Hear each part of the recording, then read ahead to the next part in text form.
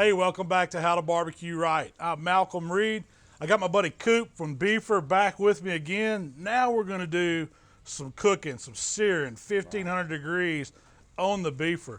I see you brought a couple nice 1-inch thick ribeyes, and we got compound butter and some smoked salt that you did, right? It's all the ingredients we need today? Yeah, that's all we're gonna need. And one thing to keep in mind, these ribeyes are beautiful, but we have let them rest outside the refrigerator for about an hour. It's nice to let them come up to room temperature before we start the beefing process, because it really enhances that end result. We don't pre-season the meat before we cook it.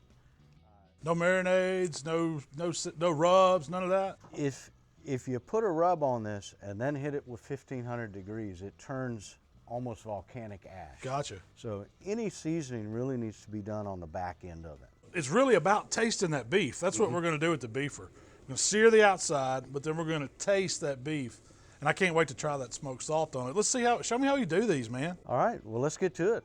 So Coop, you got the Beefer going. It's 1500 degrees already. How are we gonna cook these steaks? All right, well, we're up to temp. It's taking less than 5 minutes. Our steaks have rested. The first thing we're gonna do is take one of the drip pans and get a few pads of our compound butter. And that's some fresh garlic, a little of that black pepper, a little bit of your smoked salt, and some parsley. That's right. You know, those nice herbs are gonna blend with the steak juices and fat to give us just a really nice pan sauce at the end of the cook. So we'll start by setting that at the very bottom of the unit.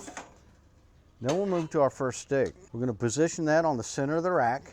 Using these ridges and the height of your steak, get it as close to that heating element as we can. And that's gonna be the first step of our process. We're gonna be starting our sear, and this is gonna last 45 to 60 seconds on this side. Now you can see immediately that sear starting. You can see the flames coming down from that infrared unit, and they're just kissing the meat. The juices are starting to fall down into the pan. So you're talking minute and a half, 2 minutes, something like that? For the first stage, we're just starting that initial sear. That's beautiful how that fire's kissing that meat, man. I'm ready. So we got the butter melting down bottom. Step one is that initial sear. We've got it up close as we can, and check out that, man, how it's bubbling. We're getting that browning action on top. That's beautiful.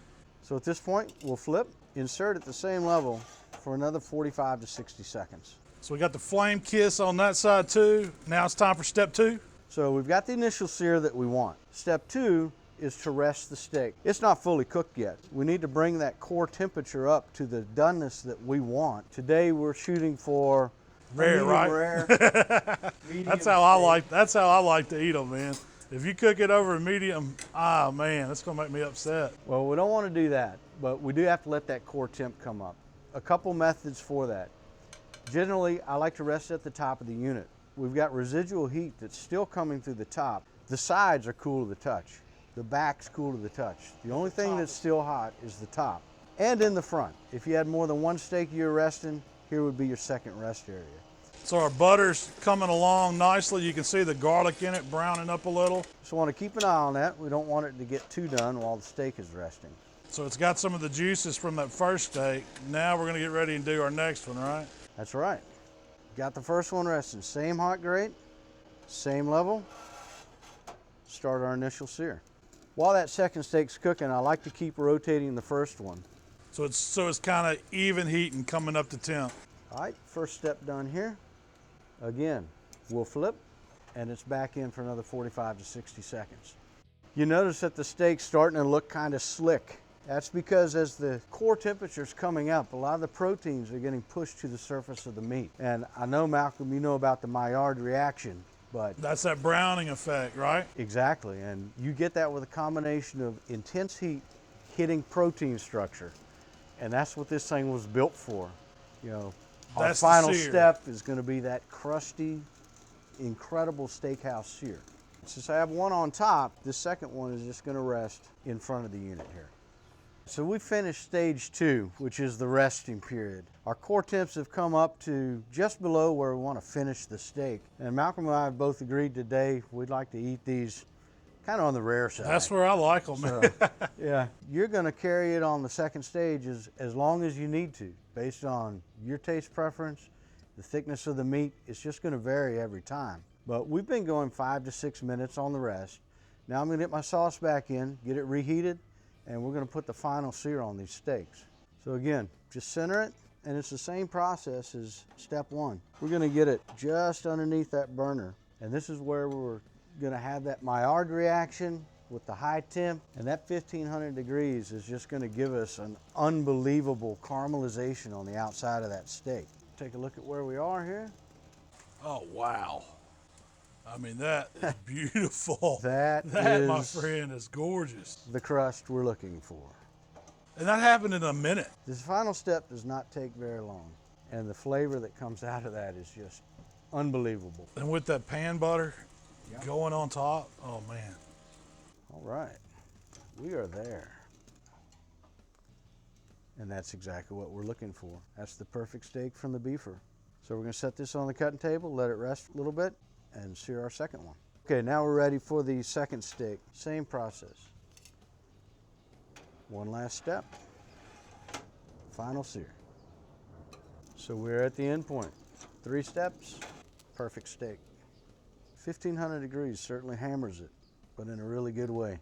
All right, Coop, so we let these steaks rest, man. I can't take it no longer. You got it smelling so good out here. Let's cut one of these ribeyes, man. Or how are we going to finish them? What are you going to do? This is your show, man. Okay, well, we're going to keep it real simple. These are great steaks. We put a beautiful cooking technique on them. They're going to be steakhouse quality, so we don't want to do too much. We want the beef flavor to shine through. So we're going to cut into one and then hit it with some of our smoked salt to give just some of that smoky element, but still a saltiness.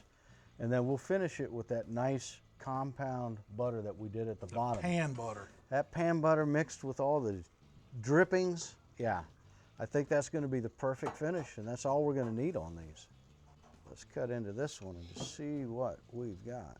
So nothing's been on it yet. The only thing we've done is beefed it. Oh man, from that first cut, dude, that looks beautiful. I think we hit it on this one.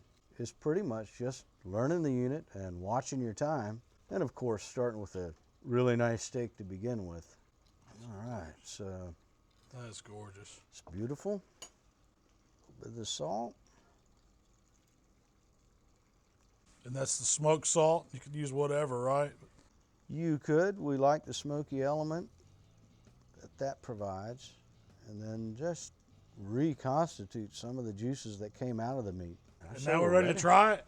Absolutely. All right, man. Which piece do you want? I'm going to go in right here. I'm going to hit. You want to? Oh, man. Look at that. Right here. Oh, that's beautiful. Mm-hmm. Nice medium rare is what I would say this temperature is. That crusty exterior. Oh, man. That melts in your mouth. Great flavor. Great texture. I get the smokiness from the salt, but the crust on the outside, the steak butter melted down in the bottom. Well, that's about as perfect as you can get. I love a grilled steak, but this right here is fantastic. I mean, get some of this smoked salt. I'm getting it off the board. Some of that butter. You know how I do. Sop it up. I don't know of a better way to eat a steak than right off the board. Seared on the outside like that. Simple seasoning, smoked salt, jacked up with the steak butter. I mean, oh, that's fantastic. Well, hey, thanks for checking out a video today. If you like what we're doing, subscribe to our channel. You can check out beefer.com. Is that right, Coop? Where can they find these beefers? USA.beefer.com. If you like what we're doing, give us a subscribe. You can also find us on Facebook, Instagram, and Twitter. Appreciate y'all watching. We'll see you next time. Let's cook some salmon, man. You ready? If it's half as good as this steak, dude, it's going to be killer. It is. It's going to be killer.